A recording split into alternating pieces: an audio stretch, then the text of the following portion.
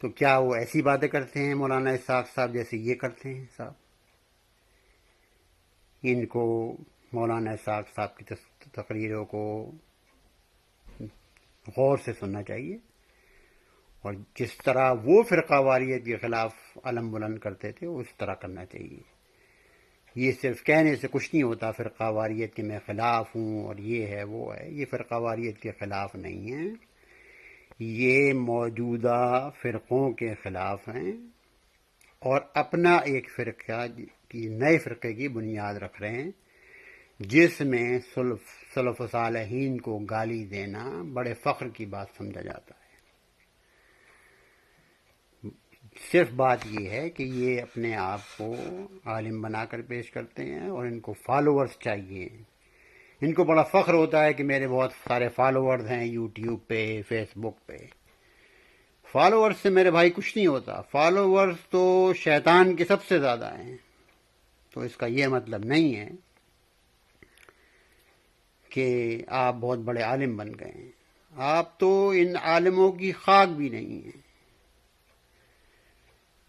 اور آپ کی، میں کوئی عالم نہیں ہوں، میں ایک عام مسلمان ہوں، اور آپ کی تقریروں کا علمی جواب جو ہے مولانا مفتی علی نواز صاحب بڑی خوبصورتی سے دے رہے ہیں، اور دوسرے بریلوی عالم بھی اس معاملے میں دے رہے ہیں، مگر آپ کو اپنے بارے میں سوچنا چاہیے کہ آپ جو یہ دعویٰ کرتے ہیں کہ میرے بہت کتابیں پڑھی ہوئی ہیں اور میرے پاس کتابیں ہیں، آپ دکھاتے ہیں بخاری شریف پڑھی ہوئی ہے، مسلم شریف پڑھی ہوئی ہے۔ امام بخاری رحمۃ اللہ علیہ کی 22 ثلاثیات میں سے، جو کہ 3 راویوں سے مروی ہیں، 11 ثلاثیات ایسی ہیں جو مکی بن ابراہیم سے روایت ہوئی ہیں، اور مکی بن ابراہیم رحمۃ اللہ تعالی علیہ امام اعظم ابو حنیفہ رحمۃ اللہ علیہ کے شاگرد ہیں۔ تو آپ دراصل امام اعظم رحمۃ اللہ علیہ اور حضرت سیدنا شیخ عبد القادر جیلانی کے خلاف جو باتیں کرتے ہیں وہ بہت ہی نامناسب ہیں۔ آپ کو پتہ ہونا چاہیے کہ بخاری شریف میں کتاب التوحید میں یہ حدیث موجود ہے، جس کا ایک حصہ ہے کہ جس کسی نے بھی میرے ولی سے دشمنی کی میں اس کے خلاف اعلان جنگ کرتا ہوں۔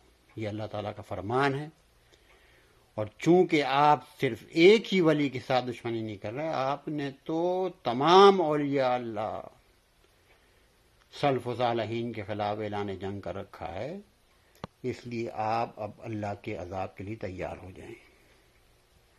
بہت سارے علماء جو ہے وہ آپ کے خلاف کھڑے ہو گئے ہیں، کیونکہ دین کی حفاظت کرنا علماء ربانی کا کام ہے۔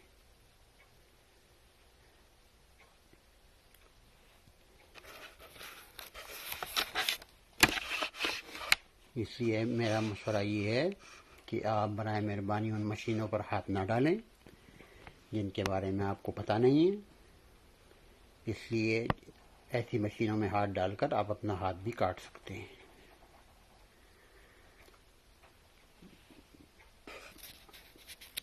اہل سنت والجماعت کا یہ عقیدہ ہے کہ آقا علیہ الصلوۃ والسلام صلی اللہ علیہ وسلم کے علاوہ کوئی بھی شخص معصوم نہیں ہے، اس لیے ہر کسی سے اجتہادی غلطی ہو سکتی ہے۔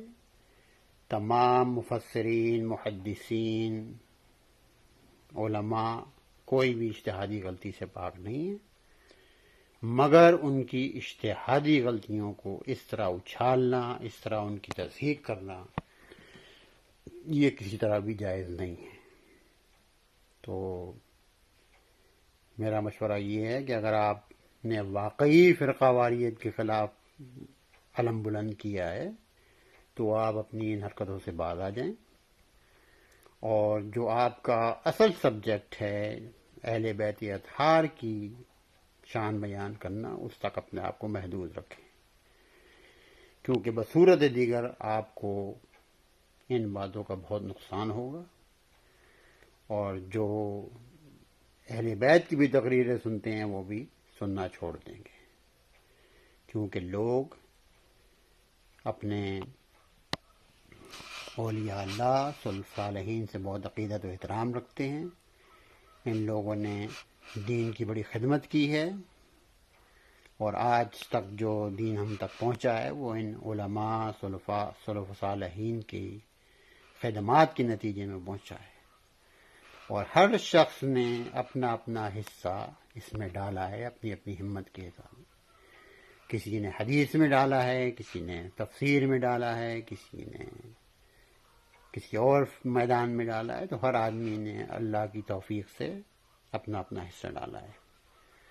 تو آپ اپنے آپ کو یہ چیمپئن ثابت نہ کریں کہ میں نے کتابیں پڑھی ہوئی ہیں. یہ کتابیں بہت سارے علماء نے حفظ کی ہوئی ہیں، اور ان کو ایک ایک بات زبانی یاد ہے، اور اس سے وہ استنباط کرتے ہیں. حدیث شریف کی روایت، محدثین کا کام صرف حدیث شریف کی روایت کرنا ہے، درایت کرنا اور اس سے مسائل کو اخذ کرنا فقہا کا کام ہے.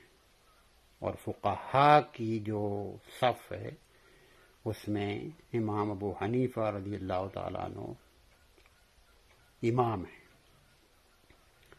تو اس لیے برائے مہربانی سلف و صالحین علماء کی عزت کرنا سیکھیں، اور یہ جو آپ مغلظات بکتے ہیں لوگوں علماء کے بارے میں، اولیاء اللہ کے بارے میں، ان کو بند کریں. اللہ تعالی ہم سب کو ہدایت کی توفیق دے. وآخر دعوانا ان الحمد للہ رب العالمین.